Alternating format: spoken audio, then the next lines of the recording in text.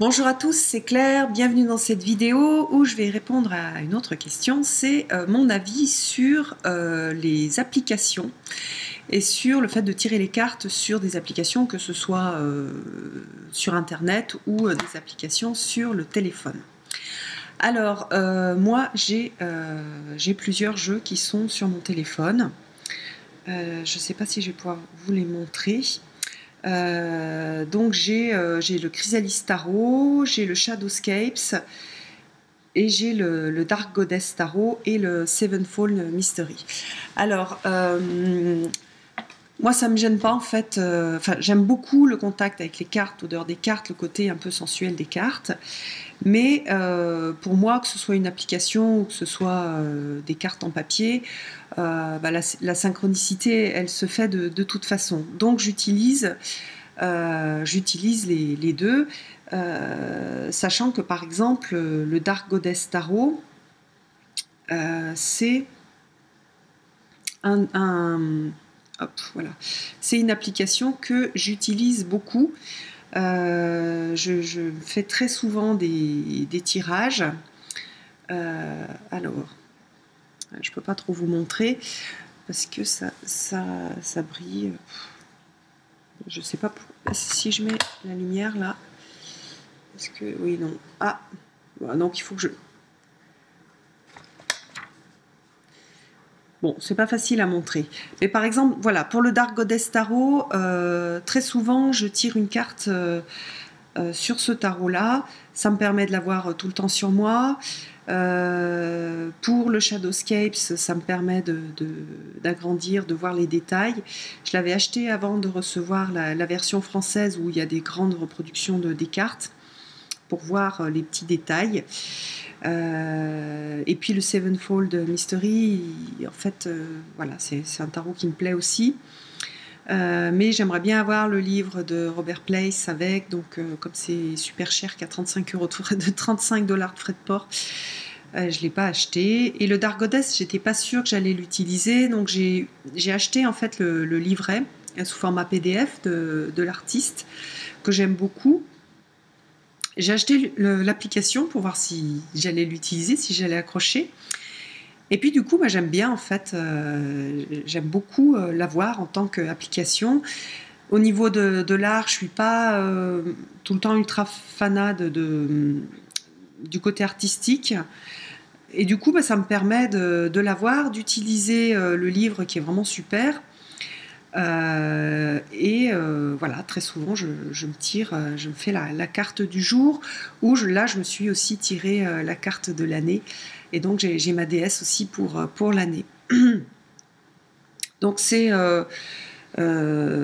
sont des applications. J'aimerais bien vous montrer comment ça fonctionne, mais et si je le baisse là, est-ce que ça va mieux? Non, c'est pire encore. Si je le mets plus comme ça, non. Bon,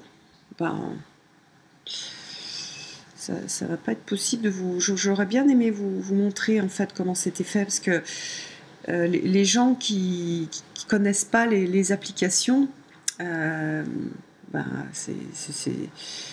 pas évident. On pense que peut-être c'est pas intéressant. Vous voyez, on a vraiment les cartes. Ah bon, voilà, je vais vous montrer de côté. On a vraiment les cartes. Sous un format, toute la taille du téléphone, et puis après on va appuyer sur la signification, donc ça se tourne. Dans ce type d'application, on va avoir donc du texte, on a un petit résumé, et puis on a accès aussi à ce qu'ils appellent full text from the book, donc le texte complet à partir du livre. Alors toutes ces applications, j'ai oublié de le dire, elles sont en anglais. J'ai pas vu d'application en français parce que je pense que le monde francophone est pas très attiré par ce genre d'application, donc il n'y a pas suffisamment de marché pour traduire ces applications. Mais donc le Dark Goddess, c'est super intéressant parce que c'est un tarot qui coûte cher, comme le Sevenfold Mystery. Donc ça me permet de l'avoir, ça me permet de le tester, ça me permet de faire des tirages où que je sois. Des fois je me fais un petit tirage dans la voiture, ou quand je suis partie et que j'ai pas pris de jeu avec moi, j'utilise en fait cette application. Alors j'en ai eu d'autres que j'ai pas forcément gardées, que j'ai testées. Parfois on peut tester les applications pendant un petit moment. Si, j'ai le Wisdom of the Oracle aussi en anglais. Donc ça c'est une application par exemple que j'ai pas payée, qui était gratuite. Les autres elles coûtent, ça dépend, je crois 4 ou 5 euros, donc c'est pas énorme. Et voilà, je trouve que c'est vraiment bien parce que ça permet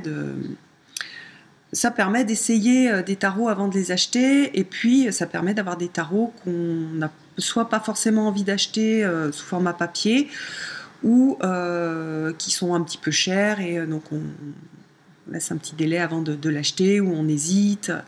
Voilà, donc finalement, il me plaît beaucoup, mais je ne sais pas si je vais l'acheter sous format carte. Je pense que j'achèterai peut-être plutôt son Minoan Tarot, mais je vais voir, j'attends, parce que en fait il y a des frais de port qui sont énormes sur ces jeux-là. Voilà, donc pour moi ça a autant de valeur qu'un tirage papier, carton, enfin de cartes. Il n'y a pas la même, comment dire, il n'y a pas la même relation un peu, comment dire, charnelle entre guillemets avec les cartes. On les sent pas, on n'a pas les cartes. Il y a aussi la tentation de faire des tirages n'importe quand, et puis de pas lire, pas se poser pour profiter de ce tirage-là.